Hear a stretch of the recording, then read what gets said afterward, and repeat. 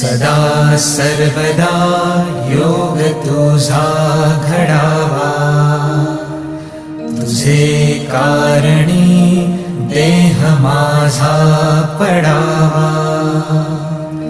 उपेशू नको गुणवंता अनंता, रघुनायका मागणे हेची आता. जय जय रघुवीर समर्थ. मोरया मोरया मी बाळताने, तुझीच सेवा करू काय जाणे. अन्याय माझे कोट्यानुकोटी, मोरेश्वरा